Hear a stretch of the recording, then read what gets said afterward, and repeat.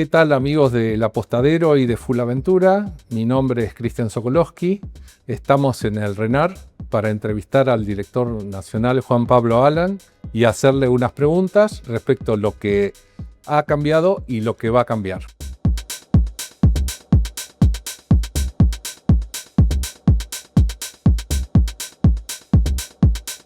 ¿Qué es lo que encontraste cuando te sentaste en el ANMAC, en el viejo ANMAC? Nosotros siempre decimos que nos encontramos con dos grandes problemas, uno ideológico y el otro administrativo. El ideológico, vimos que había una idea para con el legítimo usuario que consideraban que a través de la imposición de burocracia y las dificultades iban a lograr, por un tema ideológico, bajar la cantidad de legítimos usuarios y de circulante. Sin decirlo, creo que había un objetivo claro de, por una cuestión ideológica, de tener al legítimo usuario como alguien que no lo sentían, que no lo querían, que no formaba parte de sus sentimientos y le ponían trabas y trabas. Y en lo administrativo, sin lugar a dudas, era el registro más papelizado de toda la Argentina. De todos los registros existentes, que yo hice una comparación, este es el que menos tecnología incorporada tenía. Pero tiene que ver con lo primero, porque la tecnología hace que sea más fácil estar dentro de la ley.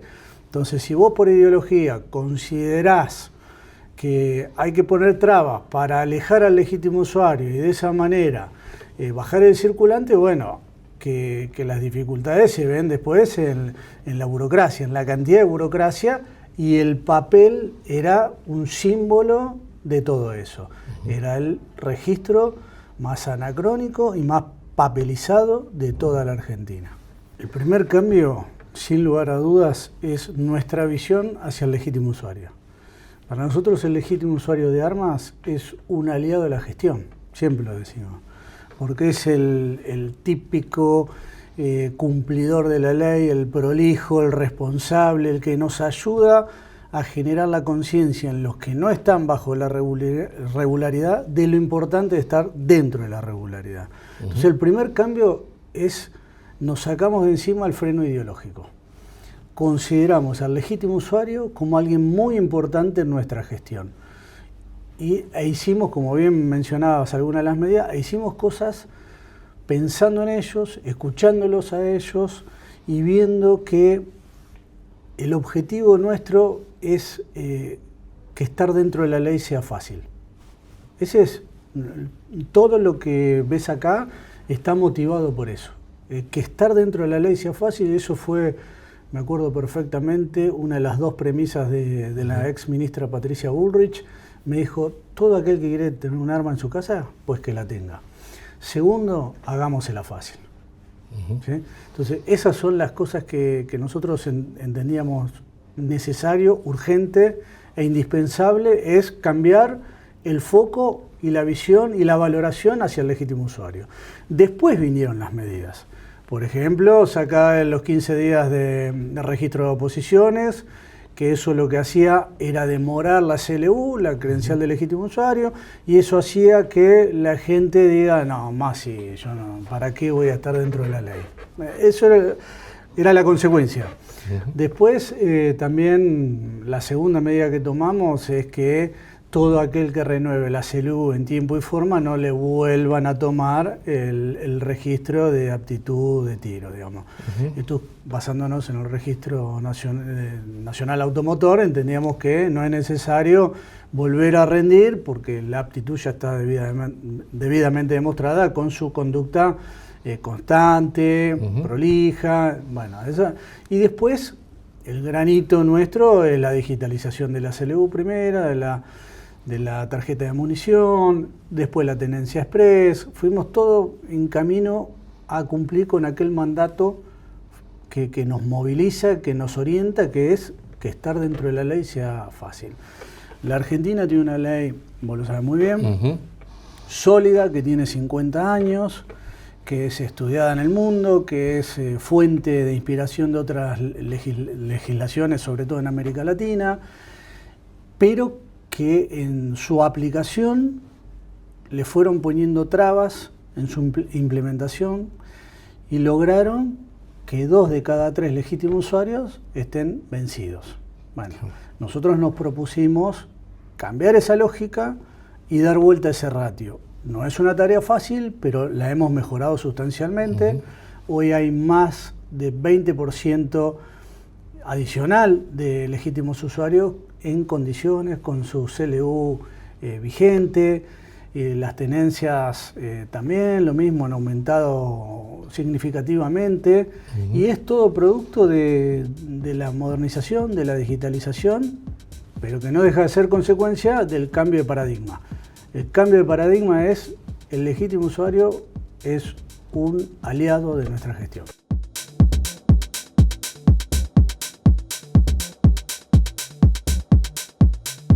¿Qué fue lo que motivó al cambio de ALMAC a RENAR? Tiene una historia atrás. Esto pasó de ser un organismo descentralizado a ser un organismo desconcentrado dependiente del Ministerio de Seguridad Nacional. Entonces, cuando apareció esa necesidad del cambio orgánico y de estructura, entendíamos que era una buena oportunidad para volver a las fuentes.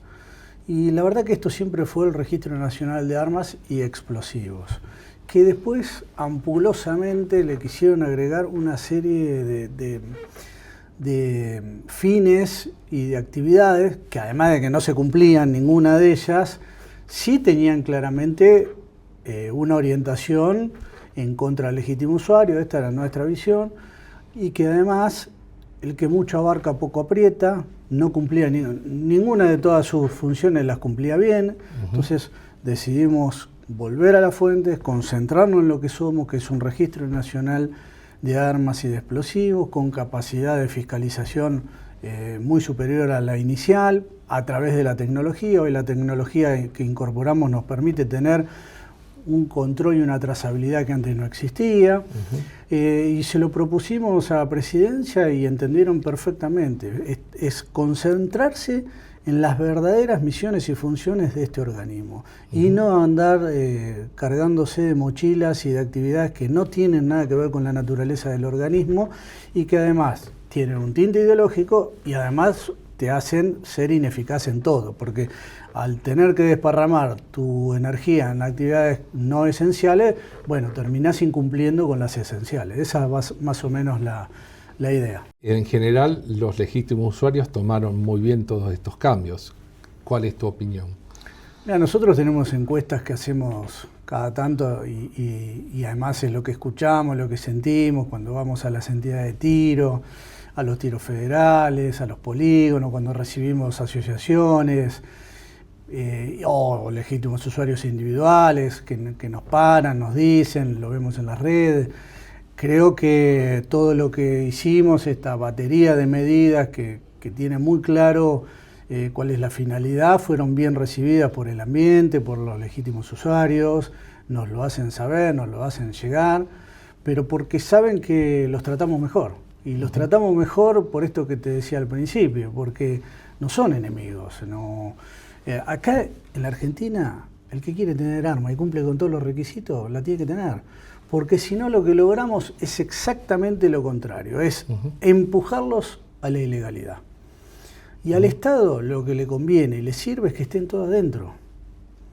Por eso fomentamos, escribimos y empujamos en la Cámara de Diputados Nacional y en el Senado la ley de regularización de armas, que hace más de 20 años que no la hay, porque es importante que el Estado sepa quién tiene las armas, dónde las tiene y cómo las tiene. Partiendo de una base fáctica, de la realidad. O sea, las armas no se fuman. Lo mismo que el decreto 64 del 95. Bueno, tenemos que legislar sobre la materia. Esto de la ley seca o la prohibición termina siendo un disvalor porque termina fomentando el circuito ilegal. Bueno, es mucho mejor legislar, permitir con las condiciones que sea y no prohibir y fomentar la irregularidad, la ilegalidad, y donde el Estado no tiene el alcance, donde al Estado se le escapa todo. Bueno, esa fue la decisión política que nosotros implementamos. Esto fue una decisión política de la ministra y del presidente. Y además, un profundo respeto a las libertades individuales. Esto que te decía que Patricia nos ordenó, todo aquel que quiere tener un arma en la Argentina, que la tenga. Por supuesto cumpliendo todos los requisitos de ley. Pero no le pongamos palos en la rueda, porque ya la gente tomó la decisión. Entonces, ¿qué necesitamos? Que la gente esa decisión la haga dentro de la ley, que no se me escape, que no se me vaya. Claro. Que para eso necesitamos que estar dentro de la ley sea fácil. Sí, Ese sí. es el objetivo.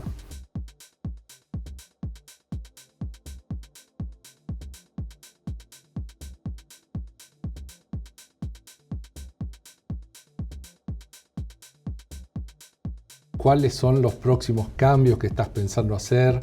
¿Cuáles van a ser los ejes de tu gestión para estos próximos 2 años que quedan? Nosotros ahora estamos trabajando en 2 reglamentaciones. La del decreto reglamentario de armas, que tuvo importantes modificaciones. Bueno, lo estamos bajando a resolución, estamos en la etapa final de validaciones. Y el de la ley de regularización de armas. Para nosotros, la ley de regularización de armas es un hito de gestión, tal vez el más importante. ¿Por qué lo digo? Porque la última moratoria o regularización que hubo en el 2004, que se reglamentó en el 2006, fue un fracaso rotundo. ¿Y por qué? Porque le exigían a la gente traer el arma presencialmente. Hubo 286 casos que vinieron armas, de los cuales se aprobaron 200. Bueno, nosotros vamos a hacer un sistema totalmente distinto, que sea fácil, que sea digital, que sea a distancia. Nosotros, por supuesto, que se hace un examen de la persona y del arma, que no tenga ningún tipo de inconvenientes, pero tenemos cifradas expectativas en el éxito de esa ley, porque nos va a permitir tener una mayor y mejor información, porque ese insumo no deja de ser un insumo trascendental para la seguridad pública nacional. Correcto. Hoy, cuando a mí un juez, un fiscal me pregunta, bueno, yo hoy tengo una mejor información para darle que antes de cuando era papel.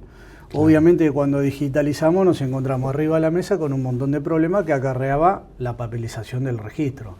Hoy no. Hoy todavía me queda, ¿no? Pero es un proceso que en un par de años vamos a tener un insumo excelente. Y la ley de regularización de armas va en ese mismo camino, en darme a mí, en darle a la Argentina, en darle a la seguridad nacional un mejor insumo, pero siempre partiendo de la base del reconocimiento de la realidad. Las armas están, las armas las tiene alguien, ese alguien a partir de ahora puede decir, bueno, tiene que ser legítimo usuario, tiene que tener un lugar de guarda, todo lo que uno ya conoce. Pero a partir de acá, el Estado va a tener más información, mejor información y una trazabilidad y control más eficaz que la actual. Y lo otro que sí para nosotros es muy importante, que tal vez, no sé si es exactamente lo que ustedes tratan en el programa, es lo vinculado a explosivos. Esto es el Registro Nacional de Armas y Explosivos. Misma ley, dos decretos distintos, con un par de años de diferencia. En el programa hay muchos recargadores, así que te estamos escuchando ávidamente. Pero ustedes saben que por acá pasa todas las empresas que trabajan en vaca muerta, en la minería, y bueno, ahí el decreto del Pirotecnia. 83... Todo. Pero hoy fundamentalmente vos tenés nitrato de amonio, tenés las 3 actividades motores de la Argentina, minería, petróleo y agroindustria, pasan por acá. Porque los proveedores de explosivos que se utilizan para esas industrias se tienen que registrar, nosotros controlar, auditar, fiscalizar. Todo eso nunca tuvieron ningún tipo de reforma legislativa, no tuvieron ninguna resolución que modernice el sector. Bueno, estamos trabajando en una reforma del decreto del 83, más algunas resoluciones que van a permitir, y además es un proceso de digitalización que ya empezó con la ventanilla única de comercio exterior, y todo un proceso de modernización de la parte de explosivos, porque aquellos que invierten miles y miles de millones de dólares en la Argentina tienen que tener de parte nuestra un servicio acorde a la importancia de la actividad, la importancia de los sectores en la Argentina de hoy, por si son 3 motores fundamentales para la Argentina. tengo que preguntar también por la aportación, que hay muchas, la verdad, hay muchos comentarios por todos lados y quién mejor que vos para... Bueno, como te decía, el decreto se ha modificado, hay dos requisitos o dos características del decreto original que no están más, que son la duración por 1 año y el requisito de la interpretación restrictiva. Bueno, ninguno de los dos está, estamos en plena reglamentación que requiere un proceso de validación posterior. Creo que claramente va a ser un objetivo nuestro de ampliar el espectro. Yo no te quiero quitar más tiempo, estoy muy agradecido de estas respuestas. Felicitarte, felicitar la gestión, toda la actualización y el buen camino que nos has facilitado nosotros los legítimos usuarios.